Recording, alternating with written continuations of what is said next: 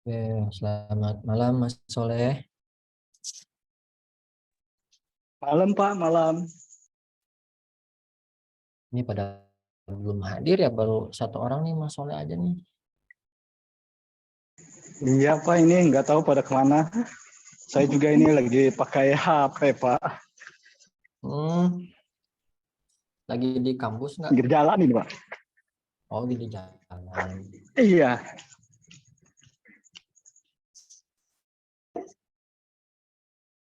Hmm, saya absen dulu aja. Hmm.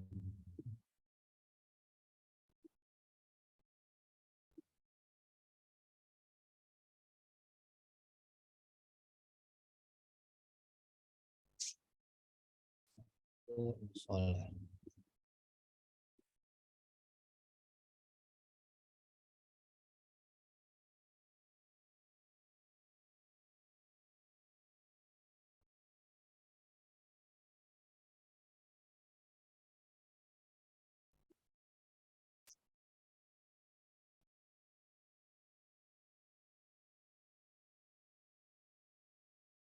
Oke, kita mulai aja ya. Ini Mas Soleh. Assalamualaikum warahmatullahi wabarakatuh.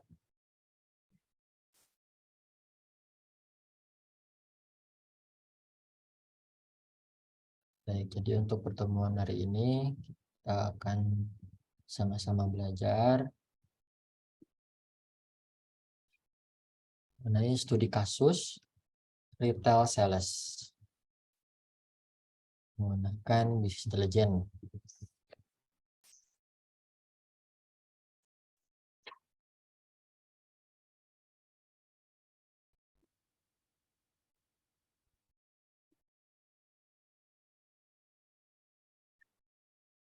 Mas Soleh masih bisa ini ya, tapi ngikutin materi. masih bisa Pak. Oke, Mas saya kayak ngomong sendiri nih kalau nggak ada yang nanggepin.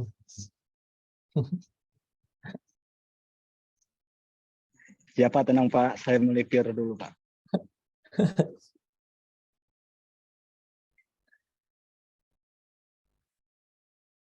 Oke, jadi bahasan kita untuk studi kasus. Jadi kalau untuk teori-teori untuk BI udah semua di KRS, di bukan KRS tapi RPS ya.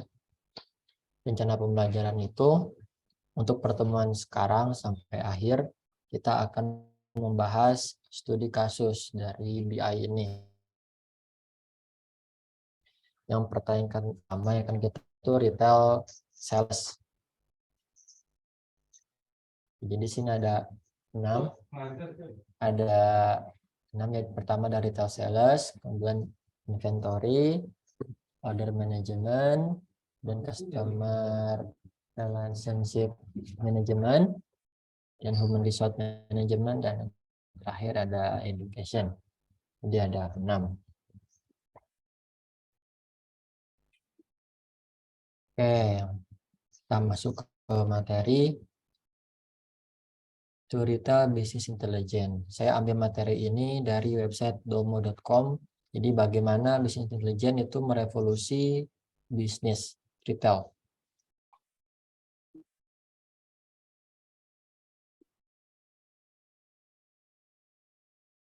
Pembahasan pertama itu bagaimana BI merevolusi industri retail. BI retail memberi keunggulan kepada peritel modern dalam memberikan nilai kepada konsumen. Perusahaan retail semakin beralih ke tools BI untuk memanfaatkan setiap peluang. Solusi ini membantu peritel membuat keputusan yang lebih baik dengan wawasan berbasis data tentang kinerja toko, keterlibatan pelanggan, merchandising produk, dan manajemen inventaris. Sementara banyak bisnis perusahaan merasa nyaman dengan analitik dan BI. Ada kebutuhan yang meningkat bagi peritel untuk mengakses tools ini dengan mudah. Nah, pada pembahasan ini kita akan melihat lebih dekat bagaimana BI retail mengubah permainan, changing the game ya.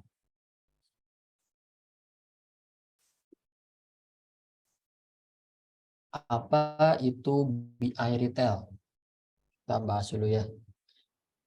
Dalam bentuknya yang paling sederhana, BI Retail adalah proses mengubah data menjadi wawasan di industri retail. Seperti yang kita bahas pada pertemuan sebelum-sebelumnya, bagaimana BI merubah dari data, kemudian menjadi informasi, kemudian menjadi pengetahuan, pengetahuan itu berubah jadi kebijakan. Nah, itu juga bisa diterapkan.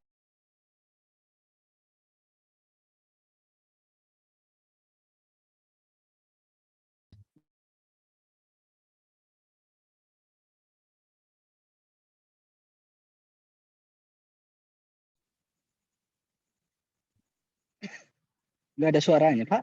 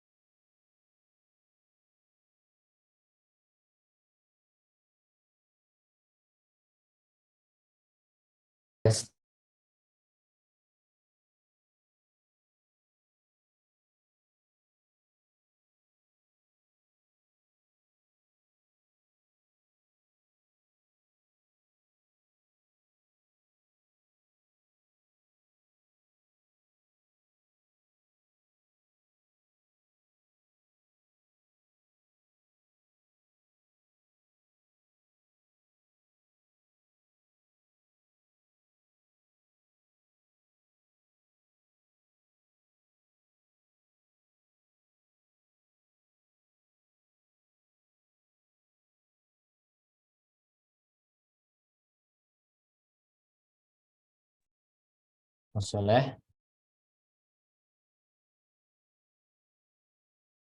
nah, Iya, Pak, suaranya hilang, terdengar, Pak. udah terdengar belum suara? Sudah, Pak, jelas. Tadi kayaknya koneksi internet. Kita break sholat isya dulu ya, sebentar ya. Baik, Pak, baik, Pak. Mas Soleh.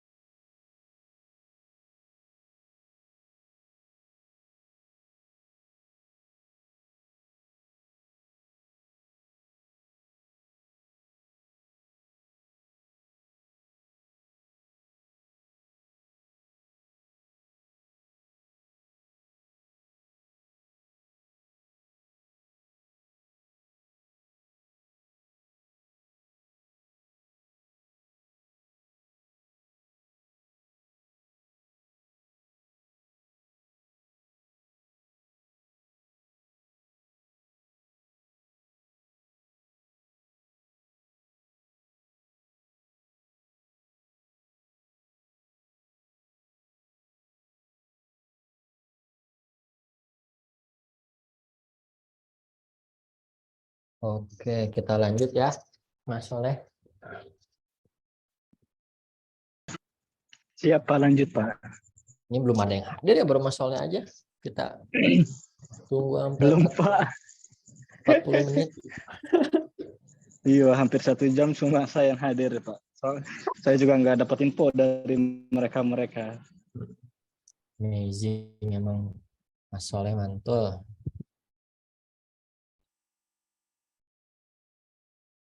Kita lanjut. Nah, apa sih itu BI retail?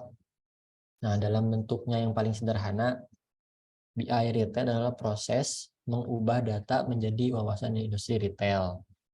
Ini dapat dilakukan dengan beberapa cara, tetapi biasanya melibatkan penggunaan analitik untuk mengidentifikasi tren dan pola.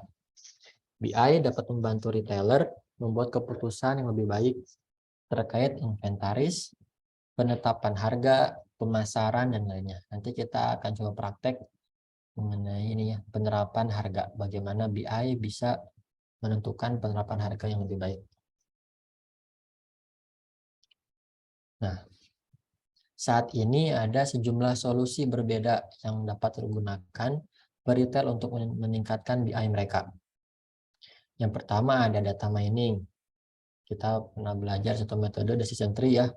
Di data mining kemudian ada text analytic, predictive analytic, prescriptive analytic, dashboard, dan visualisasi. Misalnya ini berbentuk web based ya dashboard itu. Ada juga sih versi desktopnya. Untuk sekarang biasanya industri lebih menyukai basis web karena bisa diakses di mana saja dan tidak perlu diinstal. Masing-masing solusi ini memiliki manfaatnya dan keunikannya sendiri. Dan penting bagi peritel untuk memilih tools yang tepat untuk kebutuhan khusus mereka. Peritel juga bisa mendapatkan hasil maksimal dari solusi ini dengan mengidentifikasi matriks apa yang harus mereka lacak untuk mendapatkan wawasan yang mereka butuhkan. Jadi kalau ingin mendapatkan informasi apa berarti data-data apa saja yang mereka butuhkan atau data-data apa saja yang mereka harus kumpulkan. Tuh. Itu ada BI retail. Nah, apa sih manfaat dari BI retail ini? Nah, manfaatnya membantu keputusan lebih baik dan pada akhirnya menjalankan bisnis mereka dengan lebih efisien. Sini ada beberapa contoh. Pertama, merchandising yang ditingkatkan. BI dapat membantu peritel mengidentifikasi produk mana yang laris manis dan mana yang tidak. Informasi ini dapat digunakan untuk membuat keputusan yang lebih baik tentang persediaan di toko dan cara menentukan harga produk. Tentu ini berdasarkan histori atau riwayat pembelian penjualan produk. Jadi bisa ditentukan tuh mana produk yang laris, mana produk yang kurang laris. Nah, maka strategi di situ apakah dikurangi penjualannya yang tidak laris itu, terus meningkatkan stok yang laris, atau bagaimana strategi untuk meningkatkan produk yang kurang laris ini menjadi setidaknya lebih disukai oleh customer. Tuh, jadi yang pertama adalah merchandising yang ditingkatkan. Kemudian yang kedua, pemasaran yang lebih efektif. Nah, BI dapat membantu peritel mengidentifikasi kampanye pemasaran mana yang berfungsi dan mana yang tidak. Informasi ini dapat digunakan untuk mengembangkan kampanye baru dan mencari tahu di mana harus menginvestasikan dana pemasaran untuk meningkatkan penjualan dan mendorong pendapatan. Sekarang kan zamannya medsos ya, media sosial, ada Instagram, Facebook, Twitter, dan ada juga kalau pengiklan ada juga di YouTube ya. Saya pernah iklan tuh di Instagram. Kalau di Instagram kan dia juga join, kemudian juga masuk di Facebook ya. Kalau di Instagram itu kita deposit uang, misalnya 500.000, kemudian konten mana yang akan kita publish, yang akan kita iklankan, kemudian skupnya daerah mana saja, sampai dengan jenis kelamin, juga usia juga bisa ditentukan kalau nggak salah di Instagram itu, jangkauannya. Menurut saya Instagram cukup lumayan untuk pemasaran. Karena sekarang ada juga saingannya itu dari TikTok ya. Jadi dunia periklanan sekarang berubah dari televisi yang dulunya itu televisi, sekarang menjadi ke medsos. Mas Soleh punya akun medsos apa aja nih? Cuma IG sama TikTok, Pak. TikTok. Facebook. Ya Facebook ada, saya belum. Oh ya, sama berarti ya. Saya juga punyanya IG, Facebook. Belum belum punya akun TikTok. Dan katanya TikTok ini lebih bagus untuk iklan dibanding medsos lain. Iya betul sih Pak, soalnya kita juga lagi bikin konten-konten lewat TikTok terkait kampus kita ini Pak. Nah, ya, biasanya kan lebih apa ya kalau TikTok itu lebih banyak yang nonton juga kan ya, banyak yang nonton, skupnya luas. Iya betul Pak, apalagi ABG sekarang Pak, sering pada main TikTok Pak. Iya, benar-benar. Oh ya, saya lihat juga tuh Mas Soleh di IG-nya TikTok. TikTok cuman di post di IG ya, di IG-nya kampus. Bagus sih, bagus. Oh Bapak lihat saya Pak. Wah, Keren banget Mas Soleh, keren.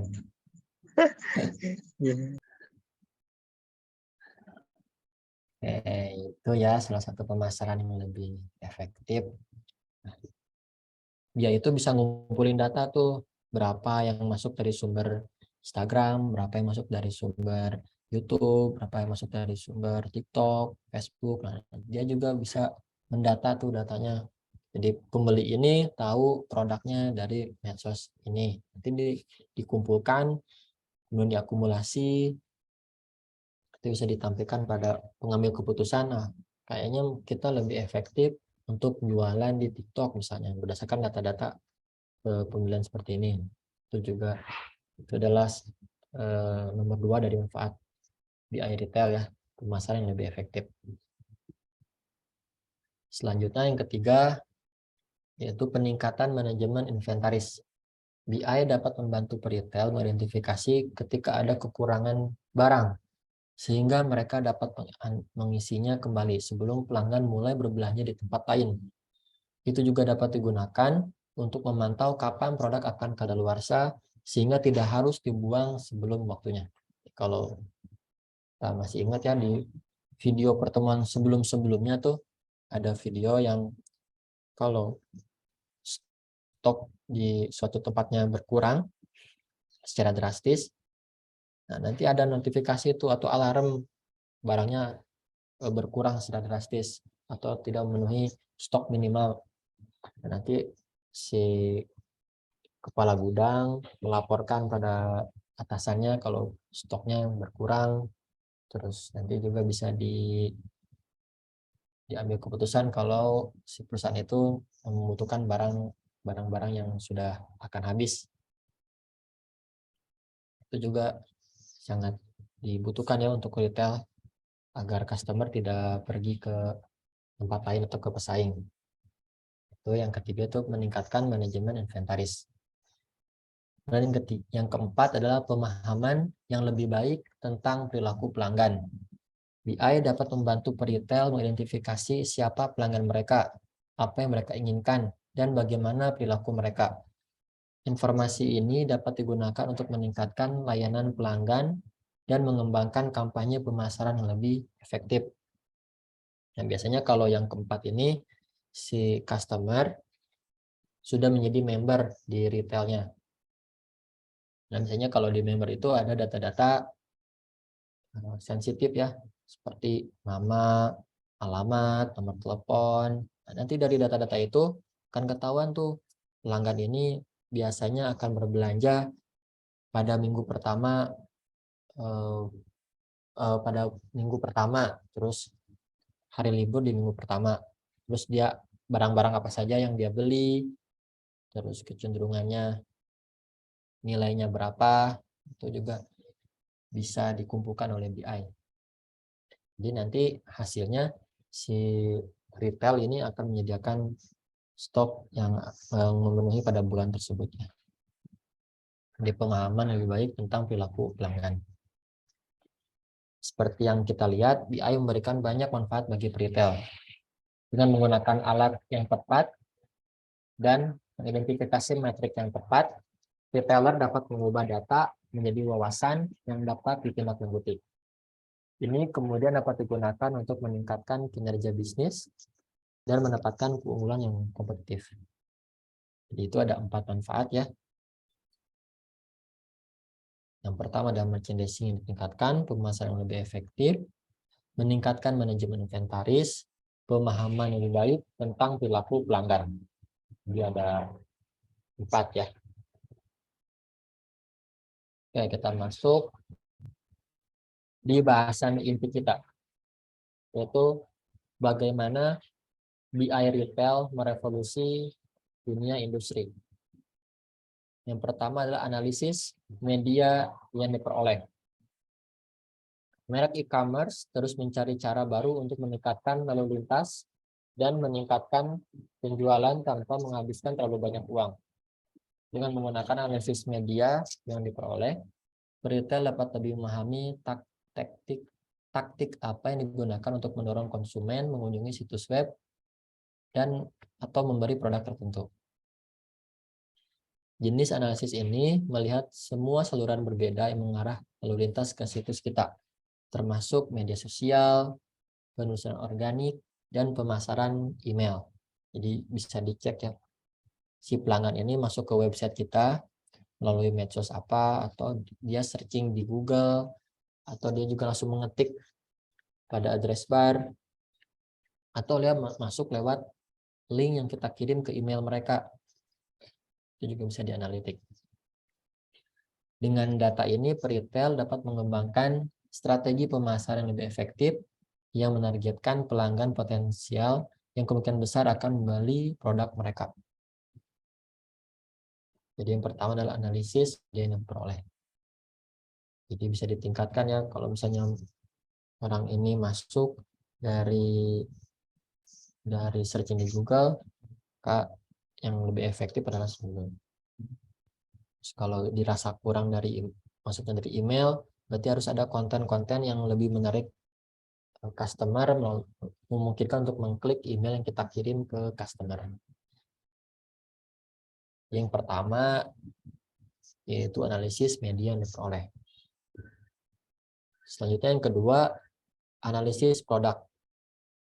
Cara lain untuk meningkatkan kecerdasan bisnis atau BI bagi peritel adalah dengan memanfaatkan analitik produk. Hal ini dapat membantu peritel mengendalikan inventaris mereka, memberi mereka keunggulan dalam membuat keputusan tentang produk mana yang paling menguntungkan. BI Analytics dapat dengan cepat mengidentifikasi produk mana yang laris manis dan memerlukan peningkatan inventaris, sekaligus menemukan produk performa buruk atau kurang ya, yang dapat dihentikan atau dikurangi stoknya ya. Dan juga bagaimana cara menaikkan penjualan produk yang kurang. Kemudian analisis produk juga menjadi semakin penting di era e-commerce dengan begitu banyak pilihan berbeda bagi konsumen untuk dipilih. Retail perlu memastikan mereka memiliki stok produk yang tepat setiap saat. Dengan menggunakan analitik produk dan alat manajemen inventaris, retail dapat melacak apa yang dijual dan diperkirakan permintaan di masa mendatang. Ini akan membantu memastikan mereka tidak pernah kehabisan produk populer dan memperlengkapi item sebelum pelanggan menyadari bahwa mereka hampir habis. Jadi sini bagaimana mereka bisa menentukan stok dan bagaimana mereka agar tidak kehabisan stok bisa dilihat dari tren pembeliannya pada produk-produk pada bulan-bulan sebelumnya. Misalnya pada 3 bulan sebelumnya stok yang dihabiskan per bulan rata-rata 350. Maka untuk menyiapkan pada bulan depan atau bulan sekarang itu minimal stok itu harus ada 350 minimal. Kalau kurang, maka kemungkinan stok kita akan habis. Untuk mengantisipasi customer berpindah ke tempat lain ya.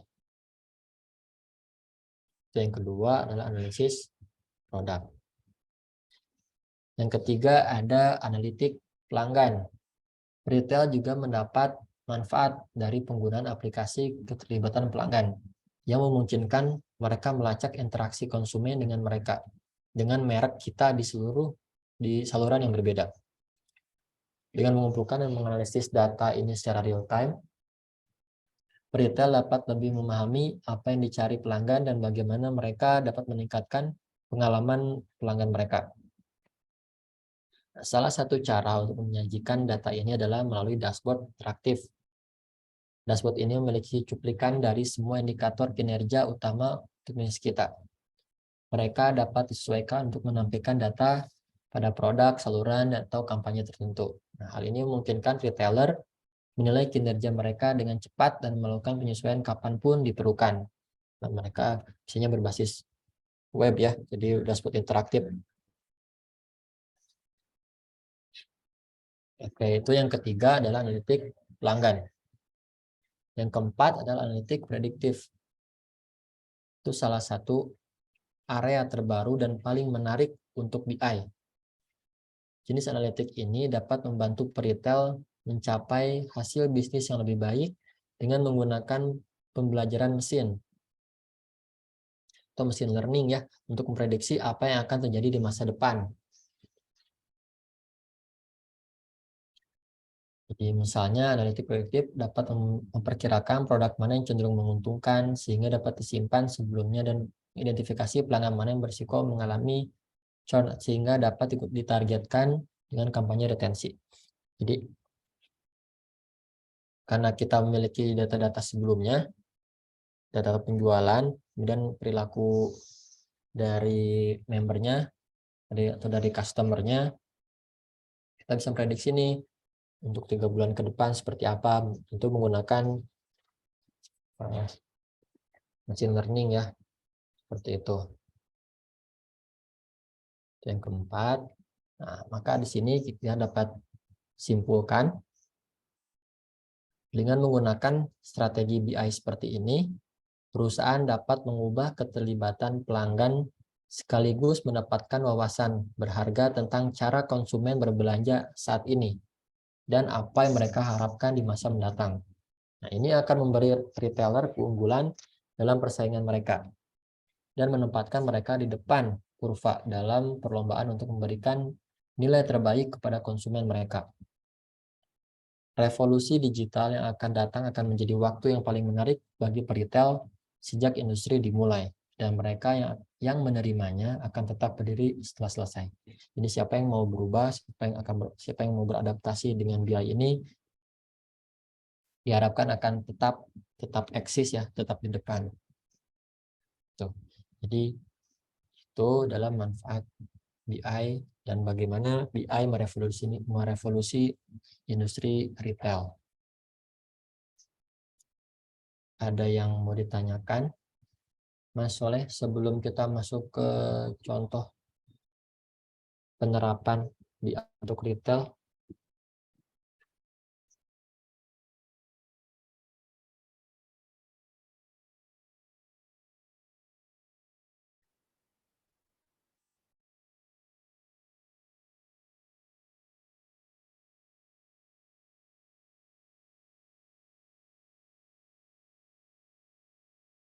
Mas Soleh?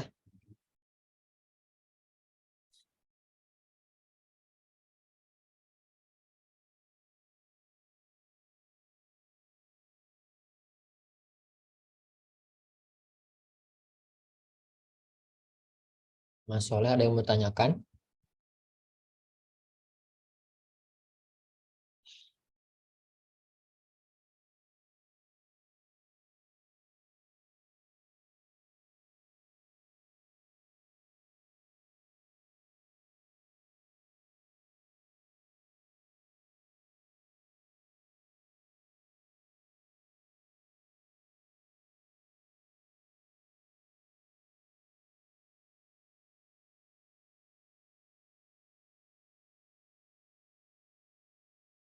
Halo, Mas Soleh?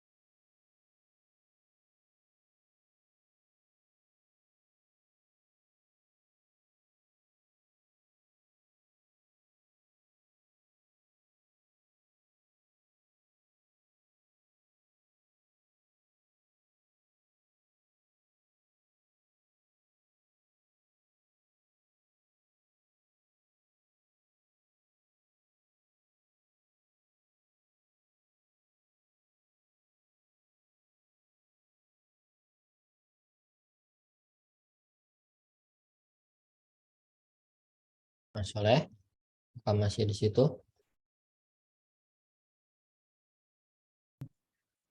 Iya Pak, tadi ya Pak. Ya, ada yang bertanyakan nggak Mas Soleh sebelum kita masuk ke contoh penerapannya nih? Itu Pak, sementara Pak. Eh, kita masuk di contoh penerapan BI retail ya. Oke, jadi saya mengambil datanya dari publikasi Eka Pandu Sintia.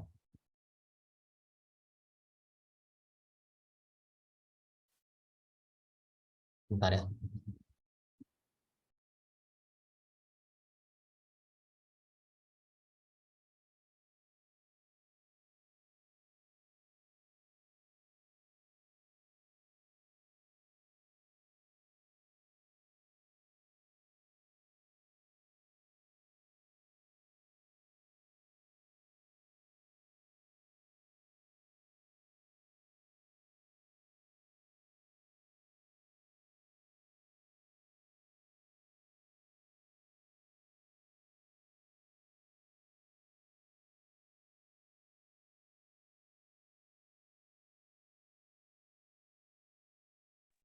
Oke, jadi saya mengambil sampel dari penelitian yang dilakukan oleh Eka Pandu Sintia dan Edi Ismanto nih. Ini tahun ya tahun 2018. Yaitu metode decision tree algoritma C4.5 dalam mengklasifikasi data penjualan bisnis gerai makanan cepat saji. Kita coba baca dulu ya.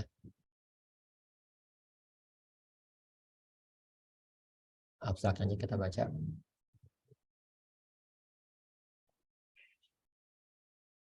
Jadi kalau Mas Soleh mau baca paper, nanti kalau misalnya mau S2 ya, sini kita banyak-banyak baca paper. Itu bisa kita baca cuma di judul sama abstrak sama kesimpulan. Oke, ini judulnya metode decision tree algoritma C4.5 dalam mengklasifikasi data penjualan bisnis gerai makanan cepat saji. Kemajuan teknologi dan informasi saat ini melahirkan inovasi-inovasi cerdas dalam berbisnis yang dapat kita sebut kecerdasan bisnis itu bisnis intelligence. Salah satu yang dapat kita manfaatkan adalah teknologi data mining dalam menggali informasi yang bermanfaat dari gudang data perusahaan penjualan. Tujuan penelitian ini adalah penulis mencoba menerapkan teknik data mining metode decision tree algoritma C4.5 pada bisnis gerai makanan cepat saji dan diharapkan dapat memberikan informasi berupa klasifikasi penjualan menu makanan yang paling digemari, pelanggan dan kurang digemari. Jadi laris dan kurang laris. Metode yang digunakan dalam mengklasifikasi penjualan menu makan ini menggunakan tahapan algoritma C4.5. Prosesnya menggunakan 5 langkah dalam KDD, Knowledge Discovery in Database, yang mencakup beberapa aktivitas, yaitu seleksi, pra-proses, transformasi, data mining, interpretasi, dan evaluasi. Selain melakukan perhitungan secara manual, kasus penelitian ini juga diujikan menggunakan aplikasi Rapid Miner. Di sini pakai Rapid Miner. Kalau kita nanti coba pakai Orange ya. Dari hasil percobaan pencarian pohon hasil keputusan dari data penjualan gerai makanan cepat saji menggunakan algoritma C4.5 dihasilkan nilai entropi grain tertinggi bla bla bla, harga terjual menu makanan. Jadi ini diterapkan pada penjualan makanan cepat saji ya. Di sini kita akan mengambil data setnya saja.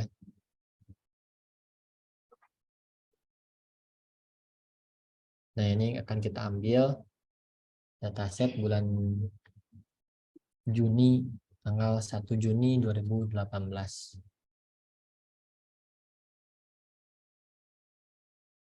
Oke, lanjut ke materi. Jadi ini adalah datasetnya. Ada kode menu, jenis menu, nama menu, harga, jumlah terjual, dan status penjualan. Oke, kita masuk di praktek ya, Mas Soleh. Silakan Pak. Oke. Saya harap nanti Mas Soleh bisa praktek juga sih sama-sama ya. Siapa? Kita coba buka aplikasi Orange-nya.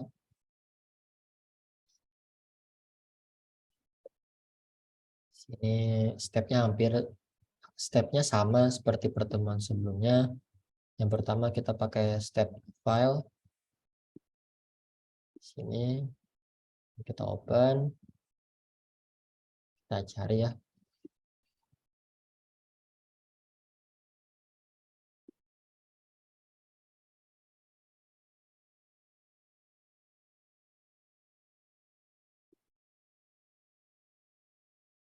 Ini filenya.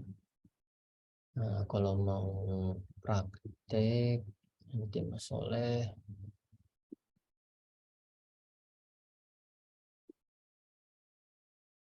silakan download itu ya, penjualan. Excelnya nanti dibuka di download, terus nanti dibuka di Orange. Nanti yang pertama kita inputkan dulu tuh, dicari filenya, terus nanti akan muncul field-fieldnya.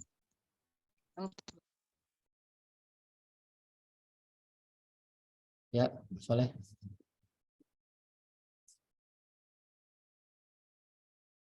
Jadi ada jenis menu, itu masuk kategori fitur, ada makanan dan minuman, terus ada harga,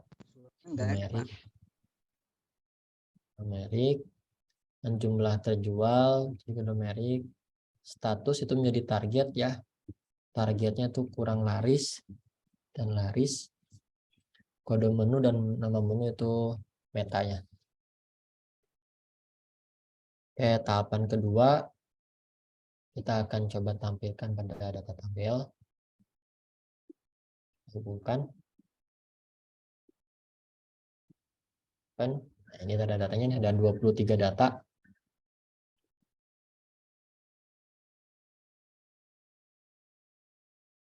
Oke, setelah terbuka berarti artinya data Excel kita udah terbaca oleh aplikasi Orange-nya.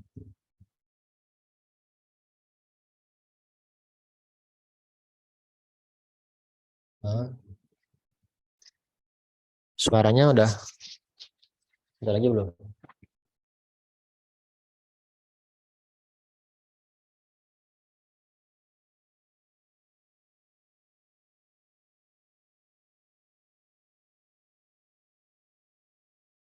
Yes, udah keluar belum suaranya, Mas Soleh?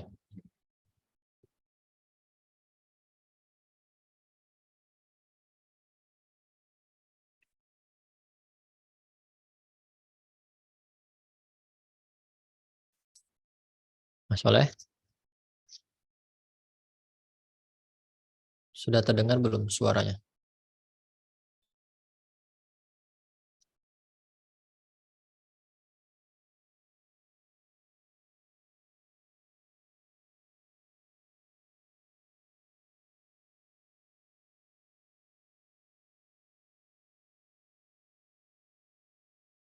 Soleh, kita lanjut aja ya.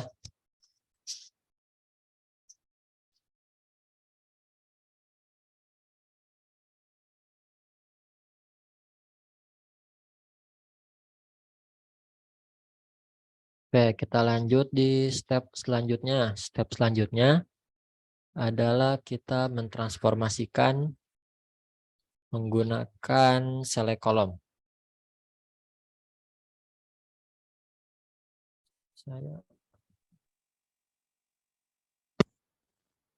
Suaranya terdengar belum, Mas Soleh?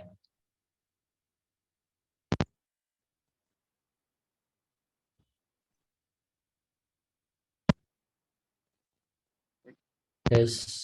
Suara saya terdengar belum, Mas Soleh?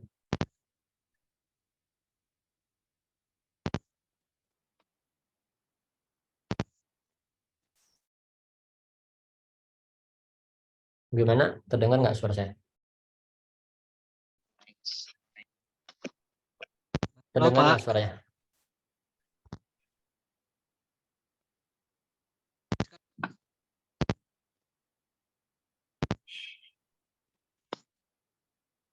tadi suaranya hilang. Speaker Mas Soleh mungkin tuh ada suara krepek-krepek gitu.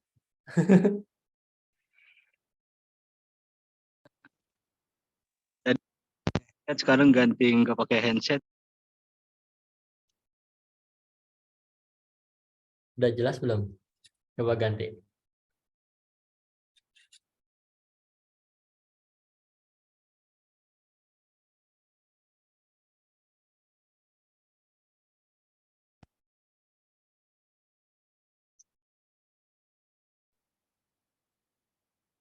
Tes, tes. Sudah terdengar belum suaranya Mas Soleh? Nah ini Pas ya? Oke, lanjut ya. baru mantep Pak. Oke, itu yang pertama file input nih. File input kita cari dulu nama filenya, nanti download di sini ya, data penjualan. Nanti muncul nih field-fieldnya, jenis menu, harga, jumlah terjual, status, kode menu, dan nama menu.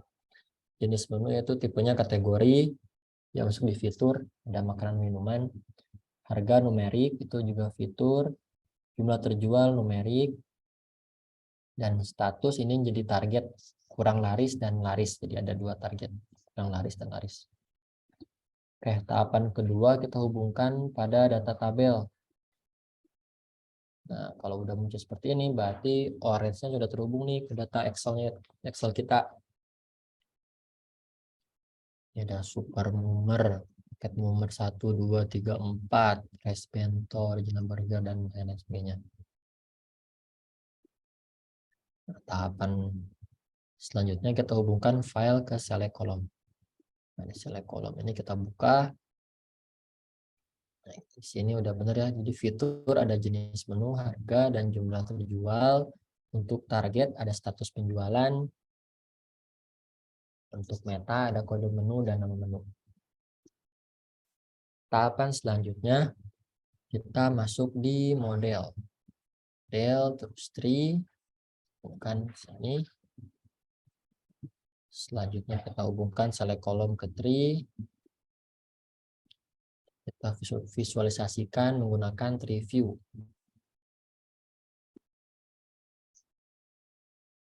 Oke, kita hubungkan. Open. Nah, ini ada hasil dari reviewnya. Sini terlihat kurang laris itu penjualan yang kurang dari 12 ya. Tentu saja kita tahu kalau kurang laris kurang dari 12 penjualan. Terus yang laris itu harganya lebih dari 10.000. Biasanya yang laris adalah harganya sekitar 10.000. Dan untuk harga yang kurang dari 10.000 dan lebih dari 5.000 itu kurang laris, dan harga yang kurang dari 5.000 itu kemungkinan laris. Kita balik lagi ke PowerPoint kita. Nah, jadi dapat kita simpulkan di sini. Kalau kita tarik kesimpulan dari hasil review ini, yang pertama adalah jumlah yang terjual kurang dari 12, maka kurang laris, kita tahu ya ini.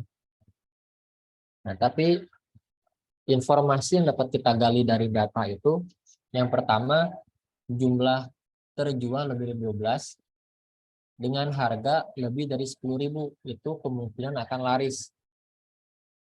Yang ketiga, jumlah terjual lebih dari 12 dan harga kurang dari sama dengan 5.000 itu kemungkinan juga laris.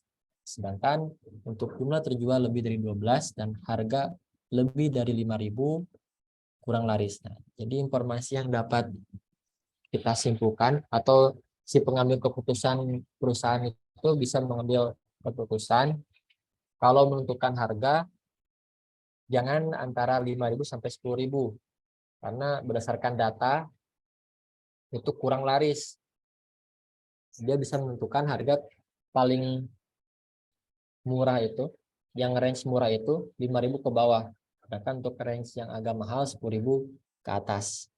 Itu adalah kesimpulan yang dapat kita ambil dari dataset penelitian yang tadi kita baca ya. Itu untuk teori kita, Mas Soleh. Nah, ada yang bertanyakan nggak, Mas Soleh? Lanjut, Pak.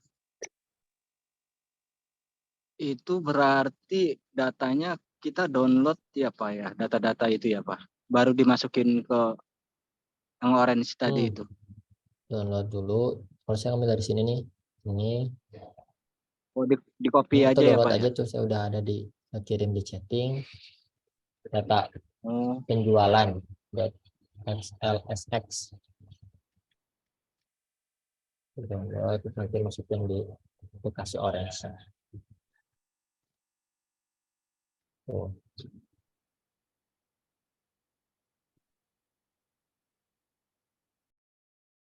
Lanjut. Oke, kalau lanjut kita masuk di tugas ya. Siap masalah tugas? lanjut, Pak. Tugas, Pak. Waduh. Saya sendirian ini, Pak. Apa? Biar sekali-kali bukan saya yang presentasi, Mas Soleh kali-kali biar kita lebih sharing ya. Siap? Nanti Bismillah, Pak. saya bantu kalau ini. Kita di sini sharing-sharing aja, nggak usah terlalu.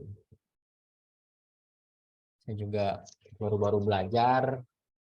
Bedanya Mas Soleh sama saya, mungkin saya baru seminggu atau sebulan baru belajar. Mas Soleh kan baru belajar. Saya baru kemarin. Iya, bedanya itu kan Mas Soleh. Nah, saya minta Mas Soleh, kalau tadi kan tentang retail tuh, biayanya itu. Saya minta untuk minggu depan Mas Soleh yang presentasi tentang inventory, BI inventory.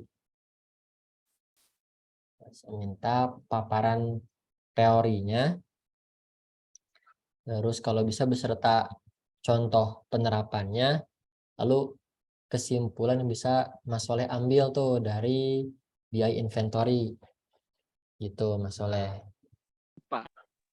Berarti cuma satu aja ya, Pak, yang inventory aja Ya, ya, Pak jadi ya. nanti coba searching di internet mengenai BI inventory. Terus nanti bikin slide presentasinya tuh. Terus nanti contoh kasusnya seperti apa, lalu terakhir ditutup kesimpulan yang bisa Mas Soleh ambil dari contoh penerapannya. Gitu. Sederhana kan ya? Sederhana, Pak. Baik. Siap. Ada pertanyaan lagi Mas Soleh tentang tugas kita? Baik, Pak. Saya akan coba. Tidak. Oke, terima kasih. Begitu. Dan dari awal sampai akhir cuma berdua aja nih, bertiga sama admin.